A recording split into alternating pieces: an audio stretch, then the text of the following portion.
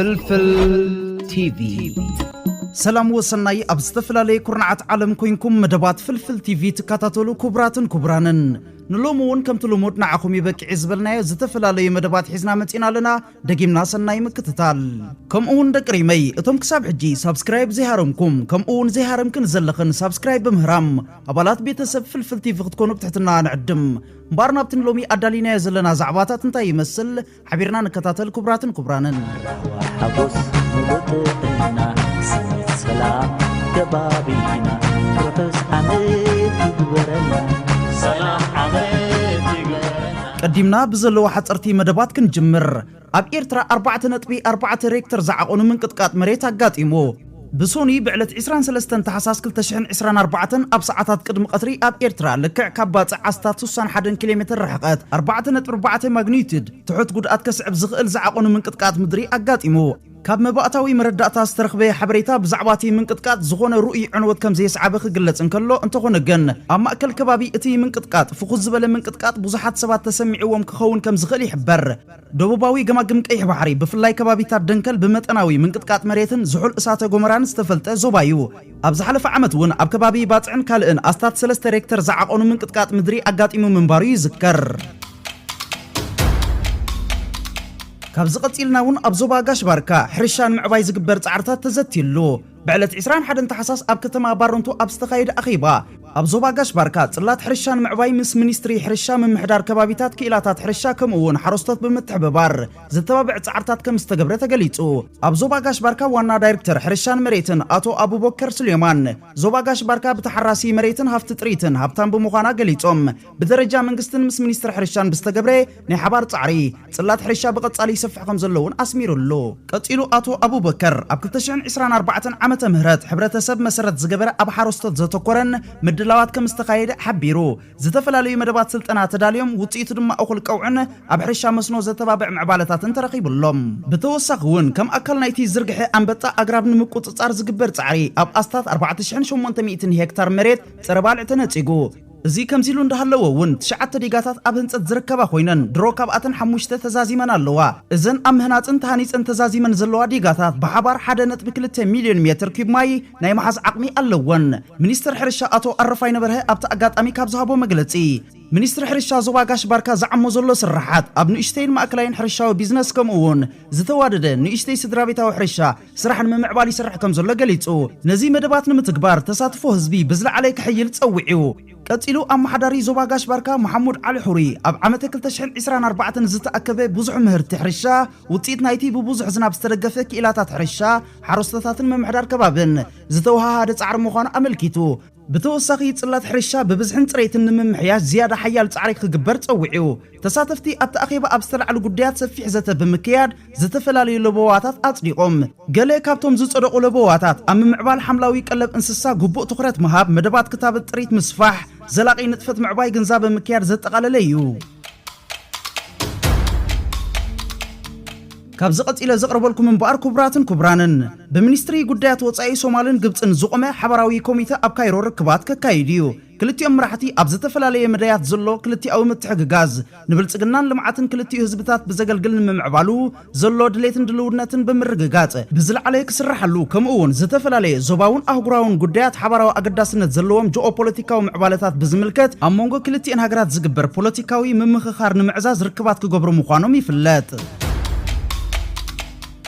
كم قصلتا نايتي قدم يلنا حبيرنا يزصنحنا حبريتا غبصي اب صومال اب زكايد حدش عقب سلام حبرت افريقيا كم تساتف افليطا كلتيوم منسترات ام حيال كلتياو زمدنا متحببار اب صعرتات صري شبرا كمون مقام حدش تلوخ حبرت افريقيا اب صومال زتيوم زي كمزيلو اندهلوا حالتات ايثيوبيا هندبتاوي متقعتي اب لعلي هاغراو سراويت صومال فصيموم فيدرالو منغستي صومال ابديلو بحالتات ايثيوبيا زكايد زلو قلع ورار كونينو زي بعلت 23 تحساس 2024 استغبره متقعتي فيدرالو منغستي صومال نتي بحالتات ايثيوبيا اب كتما ديلو صومال استفصمه زسكحقحناي متقع تكبار بتري خنن كبل مغلصي اوطيلو تيك توك نايدنا قرفلطت زيبلوم شفاتيو قداماي منستر ادي راما قدمي جلسو منات اب البانيا ودي 14 عمت قلعه بخراد حري مقتلو البانيا تيك توك نمقاد كتحاسبو لغه متخل حبريتا وطي نيرو حج دما قداماي منستر تهاجر ادي راما هاغورون تيك توك نحد عمت كمت غدو افليطلو ካብ ዝቐፂለውን ክቡራትን ክቡራንን ተኸታተልቲ ፍልፍል ቲቪ ኣብ 2024 ብፍላይ ኣብ ዓውደ ስፖርት ሳይክል ዘመዝገብናዮ ዓወታት እንድሕሪት ምልሲልና ክንዝክሮን ከለና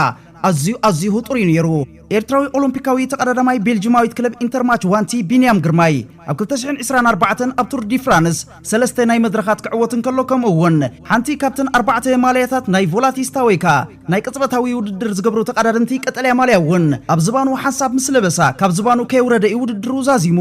እዛን ሪኣ ዘለና ኣብዚ ቪድዮ ደቀሪም ብልጽቲ ስእሊ ኤርትራውያን ደገፍቲ ሳልሰይቲ ወጽያላ ዝበለጸት ስእሊ ዓመታዊ ኣመዛዘሚ ዓመተ ዝወሃብ ብሳይክሊን ስፕሪንግ ዝዳሎ ናይ ውድድር ቅድድም ብሽክለታ 2024 ብልጽቲ ስእሊ ኣብ ምዝዛም ናይ ሎም ዓመት ቱር ዲ ፍራንስ ደገፎም ንኤርትራዊ ስራሒ ታሪክ ዝህቡ ዝነበሩ ኤርትራውያን ሳልሰይቲ ብምዃን ምስ ብሉጻት 5 ተሰሪዓ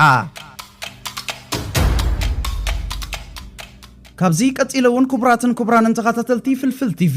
ዝኽሪ ከዋኽብቲ ስነ-ጥበብ ኤርትራ ኣብ ስነ-ጥበብ ኤርትራ ዓብን ብሉጽን ኣበርክቶን ዝገብሩ ሃገራውያን ንምዝካር ክብርን ኣፍልጦን ንምሃብ ዝዓለመ መደብ ከዋኽብቲ ኤርትራ ብዝኽሪ ባህር ስነ-ጥበበኛ የማነ ገብረ ሚካኤል ባርያ ዓብይ ሙዚቃዊ ምርኢት ብመንእሰያት ከዋኽብቲ ክካየድ እዩ። እዚ ብተበግሶ ወለንታውያን ዝካየድ መደብ እዚ ብምኽንያት ርብዒ ዘመን ዕረፍቲ የማነ ባርያ ዝተበገሰ ኮይኑ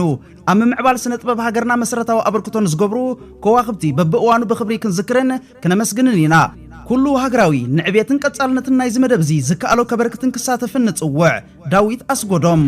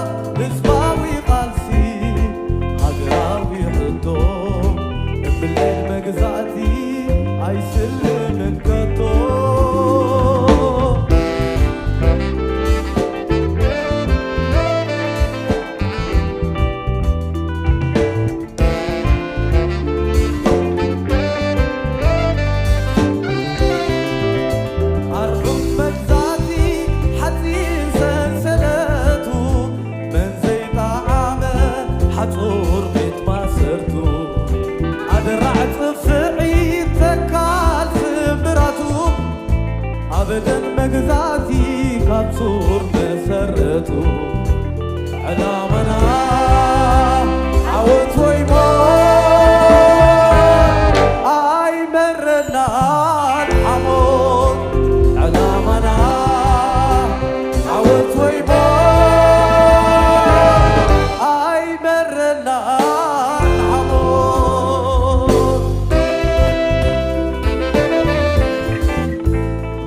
نزي مدب زون إري ميديا زدالو مدبالو نابو كبلوكم دكريم سناي نقلو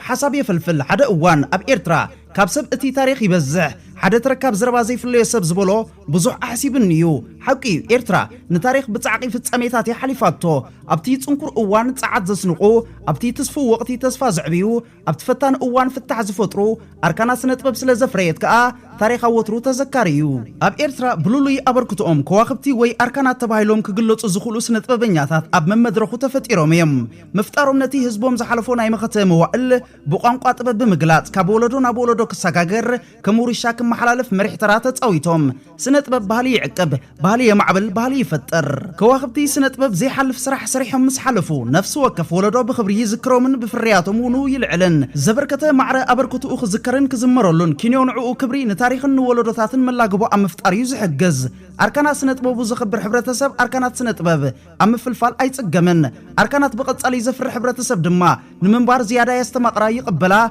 يلوط أي معبلا كابز حلفة 3 عامات جميرو كوميتي زخري كواخبتي سنتبب إرترا بولنتنياتات تمسريتا سرح جميرا لا اتعلامان أركانات سنتبب بعيوتاتهم نمزكار كبرين مهابيو أبز عامت زي فلامي مدبات أمكير تركب أبو رحين حسنا يزعمت زي كلتشحن 24 متحف يمان باري أحتمان زرقحان زمتسع لت 20 تحساس كلتشحن 24 دما أفلامي مدب موسيقاوي مريد دقما درفتات يمان باريا بمن أسيات كواخبتن دمتساوينن موسيقانياتاتن كتقربيا إذا كوميتي قداماي مدبا بزخري هبوب سنتببنيا يمان قبر ميكائيل باريا جميرا لا مبقسي حسابنا يز مدب زخري بعبي يمان باريا ينيرو أب كلتشحن 20 بمخنيات ربعي زمن عرفتو زخرين مقبار ببيت سبوز تبقسي حسابي وناب زخري كواخبتي سنتبب هاجر مريحو ስለዚ ዓብዝላዩ ባህጊ ብዙሓት እውን ነይሩ ኣብዚ መደብ ሙዚቃዊ ምርኢት 11 ዝተመርጻ ደርፍታት የማነ ብዝተመርጹ መንእስያት ደረፍቲ ብዝተመርጹ መንእስያት ሙዚቀኛታት ብዝተመርጹ ኣዋሃድቲ መደብ ብዝተመርጻ ኣላይ መደብ ክቐርብ እዩ ኣብዚ ቅጽል እዋን ድማ የማነ እትገልጽ ሰነዳዊት ፊልሚ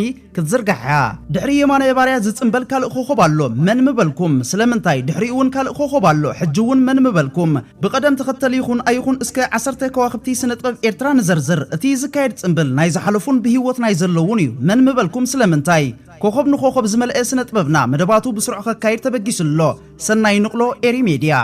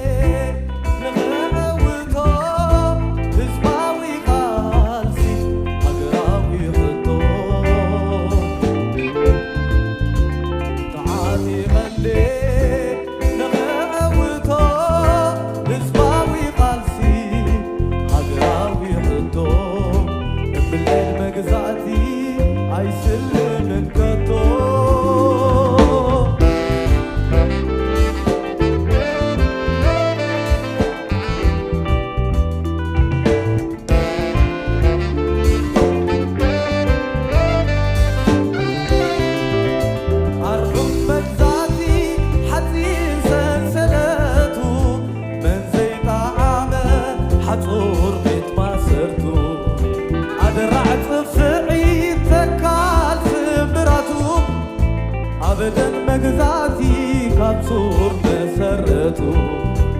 علامنا عود ويما اي مرنا الحمود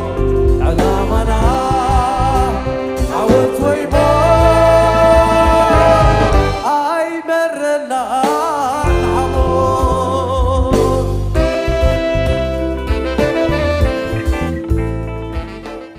ካብዚ ቀፂለውን ኩብራንን ተኸታተልቲ ፍልፍል ቲቪ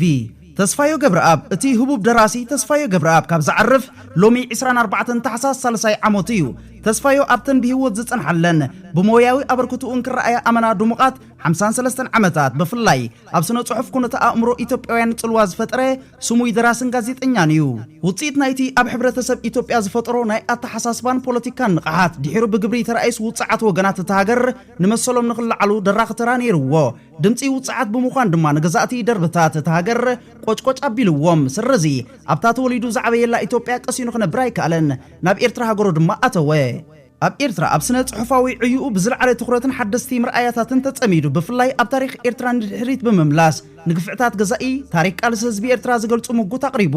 ዛንታ ኤርትራን ኤርትራውያንን ፀሓይ ዓለም ከውቅዖ አንቂዱ እንከሎ ምኽላፉ ንዓና ዓብይ ክሳራ እዩ ብዙሕ ስለ ዘፍረየ ግን ወትሩ ይዝከር ተስፋዮ ሞያዊ ደራሲ ህይወት ንዕኡ ድርሰት እያ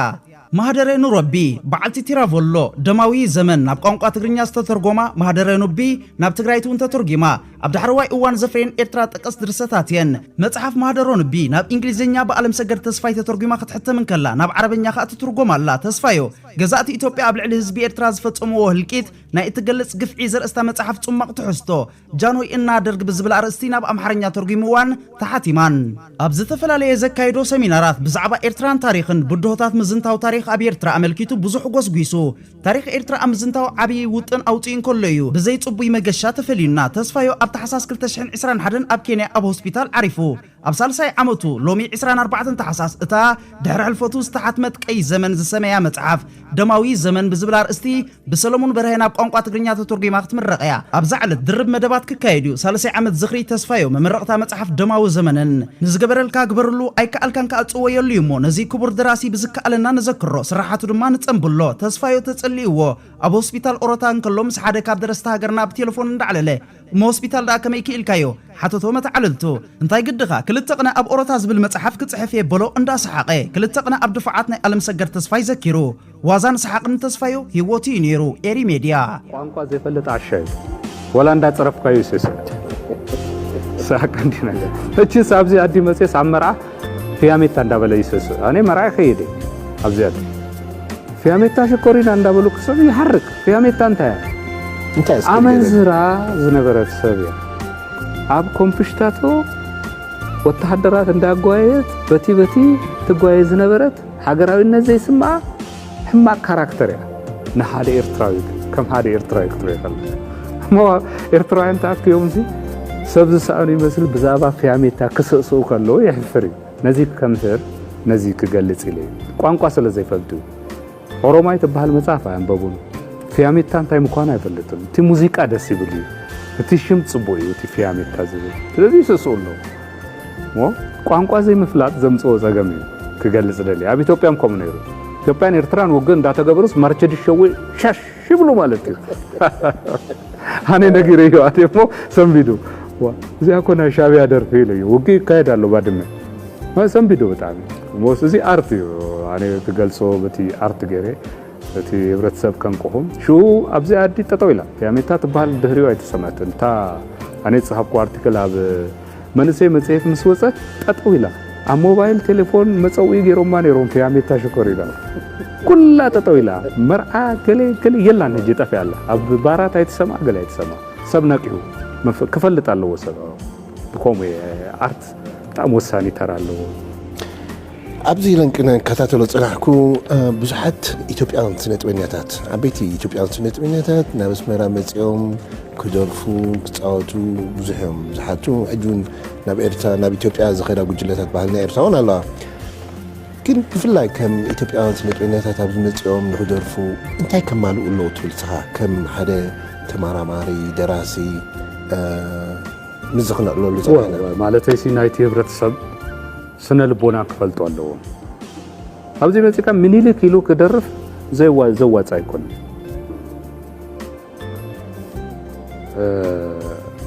ፊያሜታ ኢሉ ክደርፍ ዘዋፃ ኣይኮነ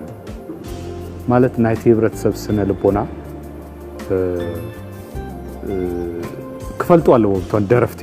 ኤርትራውያን ደረፍቲ ማብኡ ከይዶም ናቕፋ ከምዚ ጌርናኩም ገለገለ ኣያዋፅን ኣብቲ ዘረብኦምን ኣብቲ ኣናውንሰር ጆክ ክገብር ኣብዚ ይኹን ኣብቲስ ናይቲ ህብረተሰብ ስነ ልቦና ኣብ ግምት ዘእተወ ክኸውን ኣለዎ ኢለ እያ ተስፋይ ገብረኣብ ፈቃድኛ እንትኾንካ ገሊፅካለይ እንዲኻ ናይ ዝመፅእ ዘሎ መደባትካ እንታይ ዝመስል ዘሎ ኣነ ኩልሻ ስራሐይ መጽሓፍ እዩ ሓድሽ መጽሓፍ ጽሒፈ ኣለኹ መጽሓፍ ኣስመራ ኢለየ ኣለኹ ጽባሕ ግን ክልውጥ ኣይክእል ስጋብ ትሕተም ታርእስቲ ውሕስነት የብላን ስለዚ ሓድሽ መጽሓፍ ኣላ እዚኣ ኣገዳሲት እያ ንኤርትራውያን ንኢትዮጵያውያን ብጣዕሚ ኣገዳሲት እያ ብፍላይ ንኤርትራውያን ብጣዕሚ ኣገዳሲት እያ ምቹእ ቦታ ኢኻ ትብሎ ኤርትራ ንሓደ ደራሳይ ንክፅሕፍ ስለዚ ኣበይ ኮንካ ኢኻ ፅሒፍካ ናብ ዝበልካን ቦታ ተድን ብዙ ቦታ ኮይነ ይፅሒፈ እያ ስጋብ እንተነገርኩካ ኣይትፈልጦምን እምበር ኣጉማየት ከይደ ይፅሒፈ ተበልኩካ ኣጉማየት ትበሃል ትፈልጦ ስለዚ ኣብ ቁርብ ድሕሪ እዋናት ኣብ ሚሌኒየም ኣብ ኣዲስ ኣበባ ድሕሪ ነዊሕ እዋናት ትምለስ ናብ ኢትዮጵያ ማለት እዩ ድሕሪ ክንደይ ክትምለስ ዘለኻ ማለት እዩ ናበይ ኢትዮጵያ ክትምለስ ትኸውን እንዴ 18 ድዩ ከምኡ እዩ ዝከውን ኣቶ ተስፋይ ገብረኣብ ኣዝየ ዘመስግነካ ነዚ ዕድል ዝሃብካ ንኽልእ ግዜ ኣብ ስራሕካ ዕውትን ኣሳልጦን ንምንኤልካ ይኣነለ ይኽእል ብጣዕሚ ይቀኒየለይ ስለ ዝኣደምካኒ ንሳልሳይ ግዜ ከም ትመፅእ ተስፋ እዩ ተስፋ ኣለንዋ ይኣነልና ኣብ ለንደን ድማኒ ፕሮሚስ ኣቲኻልና ኣለካ ትመፅእ መዓዝ ከም ትመፅእ ጠፊእና ዘሎ ብህጅስ ኤኒታይም ድልው ኣይታታሃስኩት ካብዚ ቀፂሎም ብኣርደ ቅሪመይ ሓንቲ መደብ ክጋብዘኩም ኣብ 2024 ኣብዛ ናይ መወዳእታ ሰሙን ዘለናላ ሓንቲ ኣዝያ እዋናዊት ዝኾነት መደብ ንዓኹም ንተኸታተልቲ ቤተሰብ ፍልፍል ቲቪ ክጋብዘኩም ብላሽ ክብሎ ምኽእል ጆን ብላሽ ዋላ ክብሎ ክእል እዚ ሰብ እዚ መጋድልሲ ምሳይ ኣብ ሓደ ኣህዱ እዩ ነይሩ ሰብ እዚ ናይ 9 ተጋዳላይ ኮይኑ ካብ ባፅዕ ድወፀ እዩ ነዊሕ ከይፀድሕኻ ናፅነት ኣርኪቡ ናፅነት ምስ ኮነኻ ልክዕ ከም ናይ 9 ተጣይሱ ኣብ 98 ከቲቱኻ ምሳና ምሳይ ኣብ ሓደ ኣህዱ ተመዲቡ ኣው ምስ ከደስ ኣነ መራሕ ብርጌድ ነይረ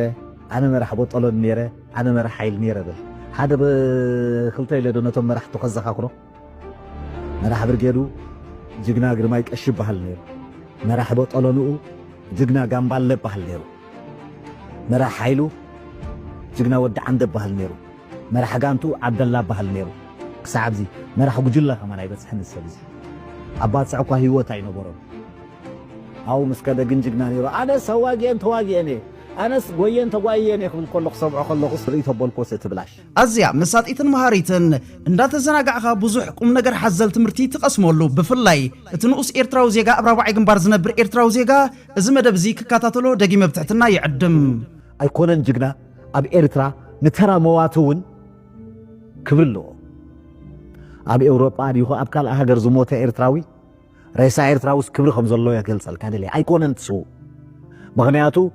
زبولع زي نبرو ولا فتهاجر زغفل كفيلكا رئيسو جناب حمودي خاطو عبرو أيكونن جغنا سو ترى مواتون أب إيرترا كبر اللو سومونة تبيوها خلطو سومونة تبيوها تاخد سم برئيسا خاب أوروبا خمتسيو رئيسا خاب قل خمتسيو خاب أفريقيا خمتسيو خاب عاد خمتسيو تواهيلو كبرس لازلو يرتاو أدقنا حمدو انداتبل أدقنا حمدو اتوم أدقنا حمدو زبالكم مس أدقون دو ودا دوريكون معناتو أدق خبر اللو أبكم يوم مالتيو أدق ساب تاريخ زبير تراسي خابتو ما صوار تسكينو أبقوبوتات سحالنا بكالك سعز اوان زرحني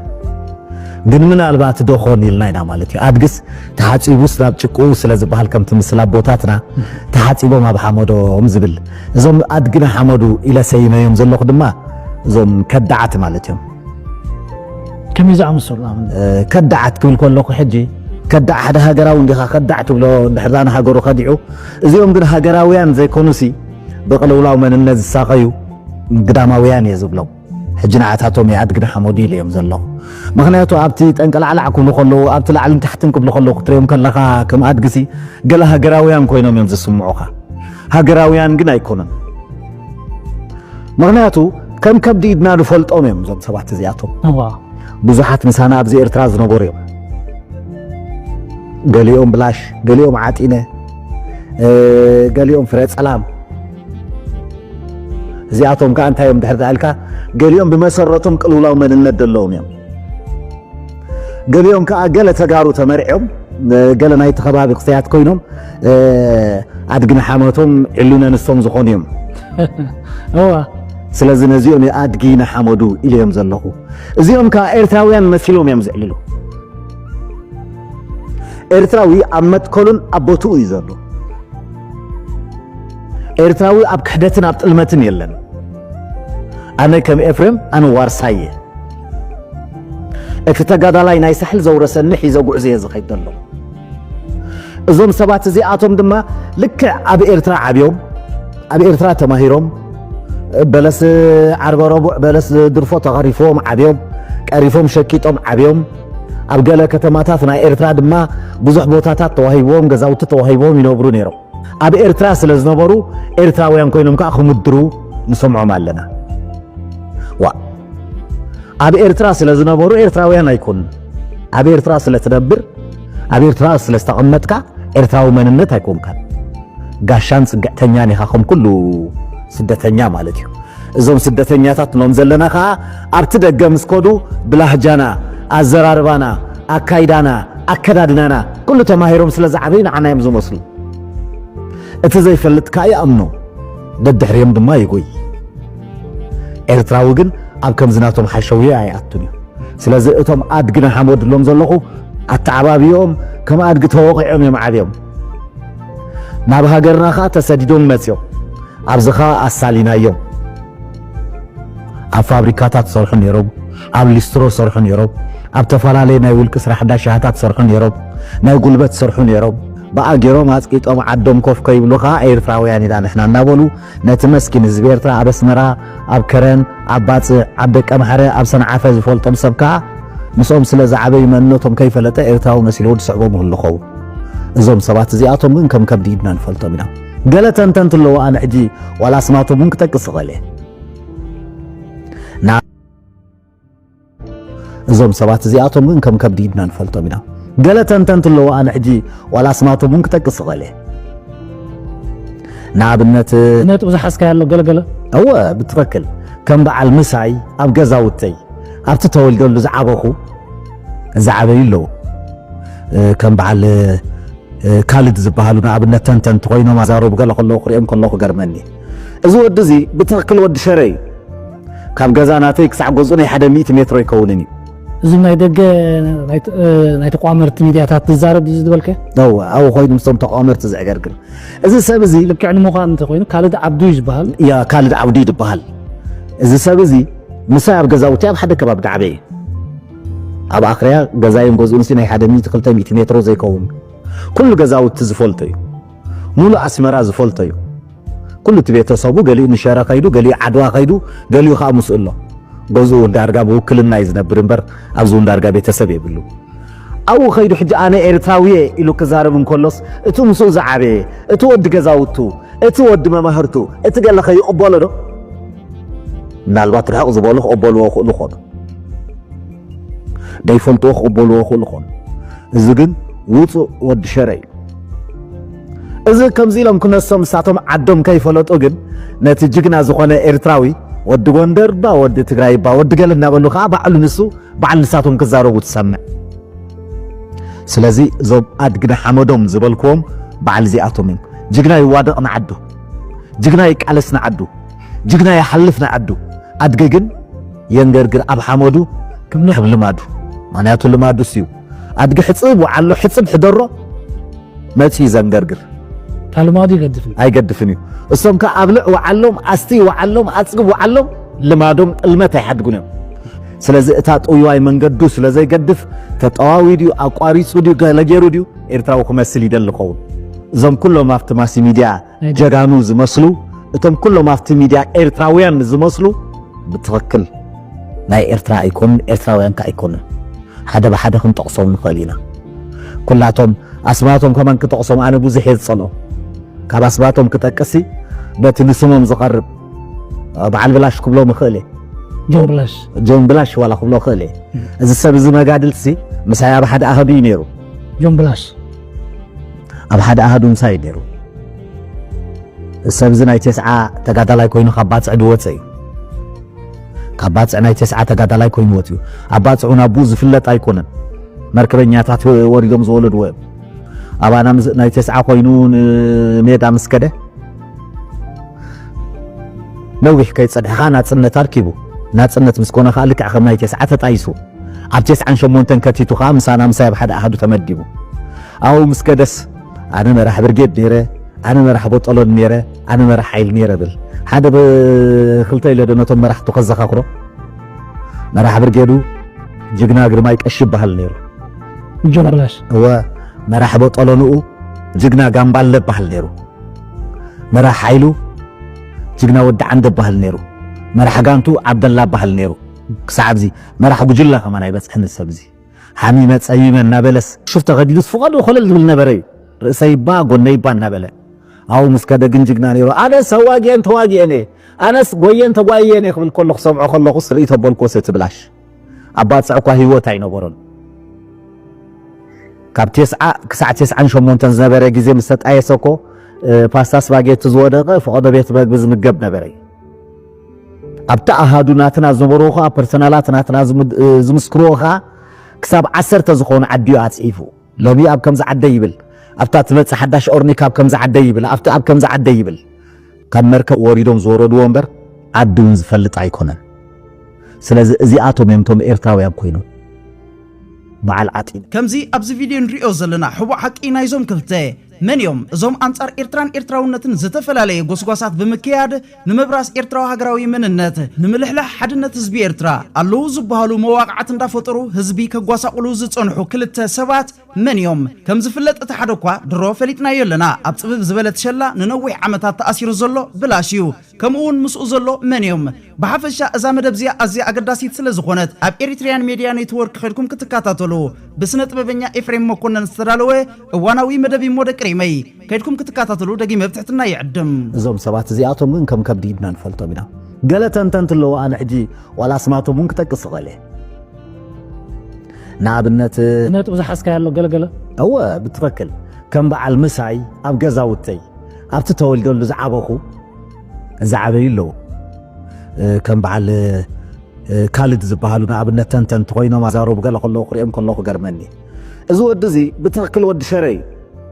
ካብ ገዛ ናተይ ክሳዕ ገዝኡ ናይ 100 ሜትሮ ይከውንን እዩ እዙም ናይ ደገ ናይ ተቋመርቲ ሚድያታት ትዛረብ ዝድበልከ ነው አው ኮይኑ ምሰም ተቋመርቲ ዝዕገርግር እዚ ሰብ እዚ ልክዕ ንሙኻን እንተ ኮይኑ ካልድ ዓብዱ ይዝበሃል ያ ካልድ ዓብዱ ይዝበሃል እዚ ሰብ እዚ ምሳይ ኣብ ገዛውቲ ኣብ ሓደ ከባቢ ዳዕበየ ኣብ ኣኽርያ ገዛይን ገዝኡን ናይ 100-200 ሜትሮ ዘይከውን ኩሉ ገዛውቲ ዝፈልጦ እዩ ሙሉ ኣስመራ ዝፈልጦ እዩ ኩሉ ቤተሰቡ ገሊኡ ንሸራ ከይዱ ገሊኡ ዓድዋ ከይዱ ገሊኡ ከዓ ምስእሎ ገዝኡ እንዳርጋ ብውክልና ይዝነብር እምበር ኣብዚ እንዳርጋ ቤተሰብ የብሉ ኣው ከይዱ ሕጂ ኣነ ኤርትራዊየ ኢሉ ክዛረብ እንከሎስ እቲ ምስኡ ዝዓበየ እቲ ወዲ ገዛውቱ እቲ ወዲ መማህርቱ እቲ ገለ ከይቕበሎ ዶ ምናልባት ርሕቕ ዝበሉ ክቕበልዎ ክእሉ ኾኑ ደይፈልጥዎ ክቕበልዎ ክእሉ ኾኑ እዚ ግን ውፁእ ወዲ ሸረ እዩ እዚ ከምዚ ኢሎም ክነሶም ንሳቶም ዓዶም ከይፈለጡ ግን ነቲ ጅግና ዝኾነ ኤርትራዊ ወዲ ጎንደር ባ ወዲ ትግራይ ባ ወዲ ገለ እናበሉ ከዓ ባዕሉ ንሱ ባዕሉ ንሳቶም ክዛረቡ ትሰምዕ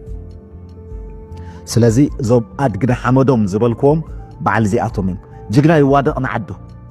ጅግና ይቃለስ ንዓዱ ጅግና ይሓልፍ ንዓዱ ኣድጊ ግን የንገርግር ኣብ ሓመዱ ከም ልማዱ ምክንያቱ ልማዱ እዩ ኣድጊ ሕፅብ ወዓሎ ሕፅብ ሕደሮ መፂ ዘንገርግር ታልማዱ ኣይገድፍን እዩ እሶም ከዓ ኣብ ልዕ ወዓሎም ኣስቲ ወዓሎም ኣፅግብ ወዓሎም ልማዶም ጥልመት ኣይሓድጉን እዮም ስለዚ እታ ጥውይዋይ መንገዱ ስለ ዘይገድፍ ተጠዋዊ ድዩ ኣቋሪፁ ድዩ ገለጌሩ ድዩ ኤርትራዊ ክመስል ይደሊ ኸውን እዞም ኩሎም ኣብቲ ማሲ ሚድያ ጀጋኑ ዝመስሉ እቶም ኩሎም ኣብቲ ሚድያ ኤርትራውያን ዝመስሉ ብትኽክል ናይ ኤርትራ ኣይኮኑን ኤርትራውያን ከዓ ኣይኮኑን ሓደ ብሓደ ክንጠቕሶም ንኽእል ኢና ኩላቶም ኣስማቶም ከመን ክጠቕሶም ኣነ ብዙሕ የዝፀልኦ ካብ ኣስማቶም ክጠቅሲ በቲ ንስሞም ዝቐርብ በዓል ብላሽ ክብሎ ምኽእል ጆን ብላሽ ዋላ ክብሎ ክእል እዚ ሰብ እዚ መጋድልሲ ምሳይ ኣብ ሓደ ኣህዱ እዩ ነይሩ ጆን ብላሽ ኣብ ሓደ ኣህዱ ምሳይ ነይሩ ሰብ እዚ ናይ 9 ተጋዳላይ ኮይኑ ካብ ባፅዕ ድወፀ እዩ ካብ ባፅዕ ናይ 9 ተጋዳላይ ኮይኑ ወፅ እዩ ኣብ ባፅዑ ናብኡ ዝፍለጥ ኣይኮነን መርከበኛታት ወሪዶም ዝወለድዎ እዮም ኣባና ናይ 9 ኮይኑ ሜዳ ምስ ከደ ነዊሕ ከይፀድሕኻ ናፅነት ኣርኪቡ ናፅነት ምስ ኮነ ከዓ ልክዕ ከም ናይ 9 ተጣይሱ ኣብ 98 ከቲቱ ከዓ ምሳና ምሳይ ኣብ ሓደ ኣህዱ ተመዲቡ ኣብኡ ምስ ከደስ ኣነ መራሒ ብርጌድ ነይረ ኣነ መራሒ ቦጠሎን ነይረ ኣነ መራሒ ሓይል ነይረ ብል ሓደ ብክልተ ኢለ ዶ ነቶም መራሕቱ ከዘኻኽሮ መራሒ ብርጌዱ ጅግና ግርማይ ቀሺ ይበሃል ነይሩ ጆን ብላሽ እወ መራሒ ቦጠሎንኡ ጅግና ጋምባለ ይበሃል ነይሩ መራሒ ሓይሉ ጅግና ወዲ ዓንደ ይበሃል ነይሩ መራሒ ጋንቱ ዓብደላ ይበሃል ነይሩ ክሳብ ዚ መራሒ ጉጅላ ከመን ኣይበፅሕን ሰብ እዚ ሓሚመ ፀሚመ እናበለስ ሽፍተ ኸዲዱ ፍቐዱ ኮለል ዝብል ነበረ እዩ ርእሰይ ባ ጎነይ ባ እናበለ ኣብኡ ምስ ከደ ግን ጅግና ነይሩ ኣነ ሰዋግየን ተዋግየን ኣነስ ጎየን ተጓየን ክብል ከሎ ክሰምዖ ከለኹ ስርኢት ኣበልኮ ስትብላሽ ኣብ ባፅዕ እኳ ሂወት ኣይነበሮን ካብ 9 ክሳዕ 98 ዝነበረ ግዜ ምስ ተጣየሰኮ ፓስታ ስፓጌቲ ዝወደቐ ፍቐዶ ቤት ምግቢ ዝምገብ ነበረ ኣብታ ኣሃዱ ናትና ዝነበሩ ኸ ፐርሰናላት ናትና ዝምስክርዎ ኸ ክሳብ 10 ዝኾኑ ዓዲዩ ኣፅሒፉ ሎሚ ኣብ ከምዚ ዓደ ይብል ኣብታ ትመፅእ ሓዳሽ ኦርኒካ ኣብ ከምዚ ዓደ ይብል ኣብቲ ኣብ ከምዚ ዓደ ይብል ካብ መርከብ ወሪዶም ዝወረድዎ እምበር ዓዲ እውን ዝፈልጥ ኣይኮነን ስለዚ እዚኣቶም እዮም እቶም ኤርትራውያን ኮይኖም ካብዚ ቀፂለ እውን ክቡራትን ክቡራንን ተኸታተልቲ ፍልፍል ቲቪ እቶም ኣንጻር ኤርትራን ኤርትራውነትን ዝጓዓዙ ጠፊኦም እዮም የለውን ህልም ኢሎም እዮም ክንብል ንኽእል እኳ እንተኾንና ግን ንጣር ስለ ዘይሰኣኑ ልዑል ጥንቃቐን ልዑል መንቋሕቋሕታን ክንገብረሉ ዝግባአና ጉዳያት ኣሎ ድሒርና ናይዞም ኣንጻር ኤርትራን ኤርትራውነትን ዝተፈላለየ ኣጀንዳታት ብምፍጣር መዋቕዓት ክፈጥሩ ዝፅዕሩ ሰባት ድሒርና ክንምለሶ ኢና ቀዲምና ግን ኤርትራውያን ተጠቀምቲ ማሕበራዊ ሚድያ ብፍላይ ከዓ ኣብ ማሕበራዊ ሚድያ ንነጥፍ ተባሃለ ተገብረ ኢልና ሓቅነቱ ዘይተረጋገፀ ክሳብ ክንደይ ሓቅነት ኣለዎ ኣብቲ ባይታ ወይ ከ ኣብቲ ኩነታት ህልው ዝኾነ ሓበሬታ ኣለካ ድዩ ሲዒቡ ንዝመፀካ ሕቶታት ግቡእ መልሲ ክትዳልወሉ ትኽእል ዶ ወይሲ ክስቶ ኣይላትኒ ክስቶ ኢልኒ ኢልካ ጉልብብ ሽልብብ ምባል እዩ ስለዚ ልዑል ጥንቃቐ ክንገብረሉ ዝግባአና መደብ እዩ ቀዲመ ናብቲ ሒዝዮ ዘለኹ መደብ ቅድሚ ምኻደይ ጓልፈዳይን ሻዕብያ ዘዳልወታ ደጊመ ዘቕርበልኩም መደብ ኣላ ናብ ኣንኺ ደቅሪመይ ሰናይ ምክትታል ውልቃዊ ርእይቶ ንሃገራውያን ዩቲዩበራት ከምቲ ኣብ ዝሓለፈ ጽሑፈይ ዝገለጽክዎ መባእታ ጥበብ ፕሮፓጋንዳ ኣጀንዳ ጸላእትኻ ዘይምስሳ እዩ ጸላኢን ረብሑ ክብል ብዙሕ ክብል ይኽእል እዩ ንዕኡ ግዜ ሂብካ ብትግርኛ እንዳተረጎምካ ንዑ ስምዑ እከለይ ከምዚ ይብል ኣሎ እከለይ ድማ ከምዚ ይብል ኣሎ ኣብ ምባል ፖለቲካዊ ረብሓ የብሉን እኳ ረኣነቲ ዘዝበልዎ ጸርፊን ጸለመን ናይ ስነ ኣምራዊ ኩናት ናብቲ ዘይሰምዐ ኢኹም ተብጽሕሉ ዘለኹም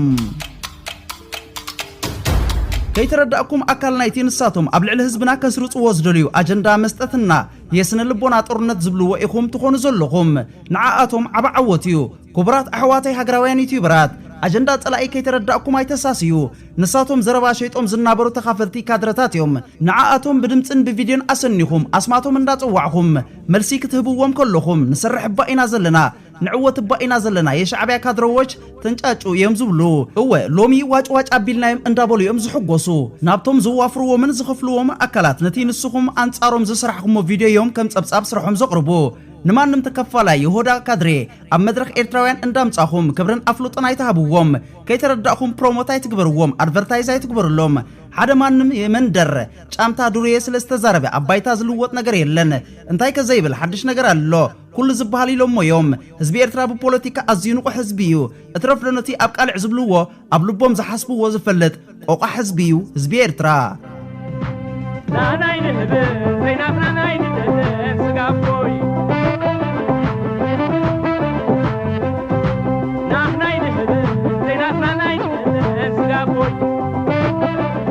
ኣስማቶም ከይጠቀስኩም ንቪድዮናቶም ከይረኣኹም ከም መዛረቢ ኣርእስቲ ኣልዒልኩም ርጡብ መልሲ ክትህቡ ትኽእሉ ኢኹም ኣብዚ ጉዳይ ተመክሮ ፕሮፓጋንዳ ህዝባዊ ግንባር ክንውከስ ንኽእል ኢና ህዝባዊ ግንባር ኣብ ድምፂ ሓፋሽ ኤርትራ ስርዓት ደርጊ ከምዚ ይብለና ኣሎ እንዳበለ መልሲ ክህብ ኣይውዕልኒ ነይሩ ህዝባዊ ግንባር መለስ ከምዚ ኢሉ ጽሒፉ ጻርቃን ከምዚ ኢሉ ተዛሪቡ ስብሓት ነጋ ከም ዝበለ ክብል ኣይስማዕን እዩ ኣጀንዳ ጸላኢ ኣይተሳስን ኢኻ ንጸላኢኻ ኣብታ ትሕሞ ፈሊጥካ ኣብኡ ኣድሂብካ ኢኻ ትሰርሕ ንግዜ በኣገባብ ምጥቃም ብልሕ እዩ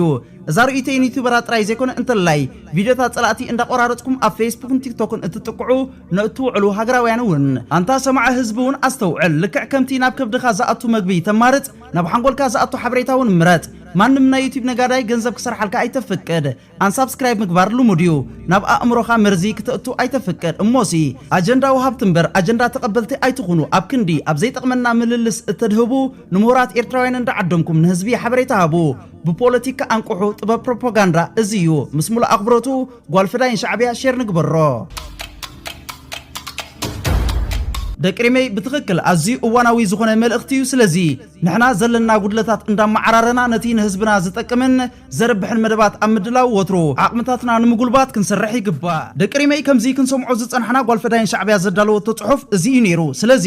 ንሕና ኤርትራውያን ኣብ ዝተፈላለየ ማሕበራዊ ሚድያ ንነጥፍ ሓቅነቱ ዘይተረጋገፀ ሓበሬታ ሒዝና ካብና ብህዝቢ ንመሓላለፍ ነቲ እቶም አንጻር ኤርትራን ኤርትራውነትን ዝጓዓዙ ከም መሓላለፍዎ ደልዮም ዘለዉ ራዕዲ ክፈጥሩሉ ደልዮም ዘለዉ ዝተፈላለየ ጸለመ አንጻር ኤርትራን መንግስቲ ኤርትራን ዝግበር ተጻብኦታት ክንዲ ክንብድህ ንኽእል መሊስና ኣብናቶም ኣጀንዳ ኣቲና ጠንቃልዓላዕ ንብል ኣለና እሞ ሃየ ቅልጥፊልና ጌጋታትና ብምእራም ካብ መጋበርያ ኣጀንዳ ናቶም ንኸውን ነዳመቕ ቅልጥፊልና ካብ ዝጉዕዞ እዚ ተኣሊና ነቲ ናቶም ሓሶት ኣብ ምቅልዓዳ ክንነጥፍ ይግባእ ቀፂለን በኣር ደቅሪመይ ኣብዚ ውሽጢ 24 ሰዓታት ዝዝርጋሕ ዘሎ በዞም ተኻሉ ዝተፈላለዩ ስነ ጥበበኛታት ኤርትራ ወይካ ፍሪ ዝበሉ ጸለውቲ ኤርትራውያን ንዕኦም ከም ነጥቢ ሒዝካ ህዝብን መንግስትን ብፍላይ ነቲ ኣብ ራብዓይ ግንባር ዝነብር ኤርትራዊ ዜጋ ምስ ሃገሩን ህዝቡን ምስ መንግስቱን ክፈላልይዎ ዝተፈላለዩ መደባት እዮም ዘውፅኡ ሕጂ እውን ከምቲ ናይ ኩሉ ግዜ ልማዶም ዝተፈላለዩ ናይ ጸለመን ናይ ሓሶትን መደባት ዘርጊሖም ንህዝቢ ከዋቕዕ ይኽእል እዩ ኣብ ህዝቢ ራዕድን ሽግርን ክፈጥር ይኽእል እዩ ዝበልዎ ሓሶት ኣብ ምዝርጋሕ ተዋፊሮም ኣለዎ ካብቲ ዝበሃል ዘሎ ደቅሪመይ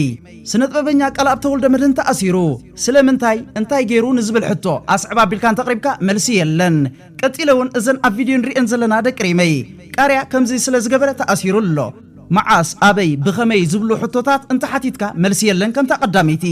ቅጽላ ቢሎም ዝዘርግሕዎ እውን ደቅሪመይ ድምፃዊ ኤርሚያስ ክፍለዝጊ ከምቲ ኣብ ዝሓለፈ መደባት ኣብ ፌስቲቫል ሽወደን ኣብ ዝገበሮ ዑደት ኣብኡ ተሪፉ እዩ ሃዲሙ እዩ ብምባል ዝተፈላለየ ዜና ክሰርሑ ተዓዚብናዮም ኢና ሕጂ እውን ስነ ጥበበኛ ድምፃዊ ኤርሚያስ ክፍለዝጊ ከም ነጥቢ ሒዝካ ነቲ ኣብ ዝተፈላለየ ሃገራት ዝገብሮ ዘሎ ኮንሰርት ንዕኡ ከም ጠመተ ሒዝካ ብርጌድ ንሓመዱ ኮይኑ እዩ ብምባል ልክዕ ከምዛ ንሪኣ ዘለና ቪድዮ ወይ ከዓ ኤዲት ገይሮም ፖስት ክብሉ ንዕዘቦም ኣለና ነዚ ከየስተውዓለ ከዓ ዝተፈላለየ ኤርትራዊ ዜጋ ናብ ዝተፈላለየ ማሕበራዊ ሚድያታት ሼር ብምግባር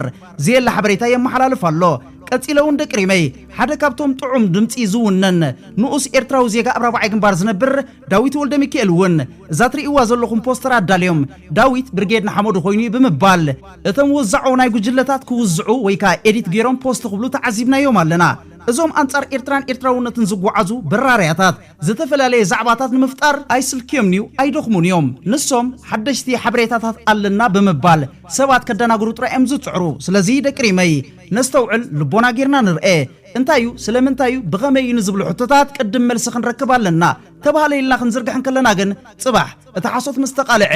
ድንን ምባል ከይከውን ስለዚ እምበኣር ኣብ መወዳእታ ደቅሪመይ እዚ ልዕሊ ኢለ ከመሓላልፈልኩም ዝፅናሕክዎ ሓበሬታ ንስዩ ስለዚ ንሕና ኤርትራውያን እቲ ዝምልከተናን እቲ ንዓና ኤርትራውያን ዘገድሰናን ሓበሬታ ኣብ ምዝርጋሕ ዳ ንጡፋት ክንከውን ኣለና እምበር ብዛዕባ ዘይተፀፅየን ዘይተረጋገፀን ሓበሬታ ናብ ህዝቢ ምቅላሕ ንዓና እውን የፍኩሰና እሞ ፍኩሰት ካብ ነብስና ንርሕቕ ሚዛን ክንቲት ከይንኸውን ታተልቲ ፍልፍል ቲቪ ከምኡውን ኣባላት ቤተሰብ ፍልፍል ቲቪ ርሑስ ቅንያት ሓድሽ ዓመትን ቅንያት ልደትን እንዳበልና ክሳብ ብኻልእ ቪድዮ ዝምለሰኩም ጠጥዕሙ ሰሰናይ ጠጥዕሙ ንዕሱባት ውድቀት ውሁድ ቅኒትና ሃገራዊ ክብረት ዘለኣለማዊ ዝኽርን ሰማዕታትና ወትሩ ዓወትና ሓፋሽ